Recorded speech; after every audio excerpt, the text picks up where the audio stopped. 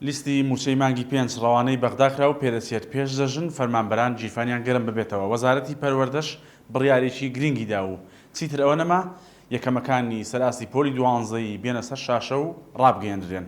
کەمێک پێش ئێستا وەزارەتی دارایی و ئابووری هەرێمی کوردستان ڕایگەیاند کە لیستی موچەی مانگی 5 فەرمانبەرانی هەرێمی کوردستانیان ئاراستەی وەزارەتی دارایی حکوومەتی ناوەندی کردووە و مەبەستیانە پێش جەژن فەرمانبەرانی هەرێمی کوردستان موچەی مانگی 5 وەربگرن سەرڕایەوەی کە موچەی مانگی ڕابردوو زۆر دووەکەوت، بەڵام دەیانەوێت بە وەرگرتنی موچەی مانگی 5 جەژنەکان لێ بکەن بە دوو جەژن. ئەوە لەگەڵ ئەوەدایە کە تا ئێستا موچەی مانگی 12 ساڵی پار هیچ دەنجی نییە.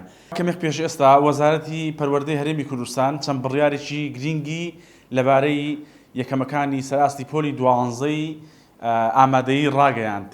بەپێی بڕیارەکانی وەزارەتی پەروەردە بێت چیتر ئەوە نەما خوێندکاری یەکەمەکانی سەراستی پۆلی دوانزە بهێنرێنە سەر شاشە یاخود کۆنگرەی ڕۆژنامەوانیان بۆ ئەنجام بدرێ و ڕابگەێنرێن. وەزارەتی پەروەردە دەڵێت ئێمە خۆمان نمبرەکان بە ڕێگایەکی دیجیتاڵی دەدەینەوە بە خوێندکارەکان و واتە ئەو ڕێکار و شێوازەی کە ساڵانی ڕابردوو بۆ یەکەمەکان پێڕەو دەکرا و کۆنگرەی ڕۆژنامەوانیان بۆ ئەنجام دەدرا و دەهێنرانە سەر شاشە و یەکەم و دووەم و سێمەکان جیا دەکرانەوە لە قوتابیەکانی تر کە نمرەیەکی کەمتریان هێنابوو.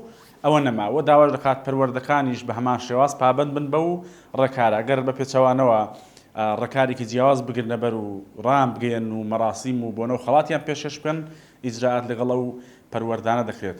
هەردوو هەواڵەکە لە 964 دۆتکەی ئاردی هەیە و دەتوانن بیخوێنەوە و لەبارەی بڕیارەکەی وەزارەتی پەروەردەش دەتوانن لە کۆمنت ڕای خۆتان دەرببڕن.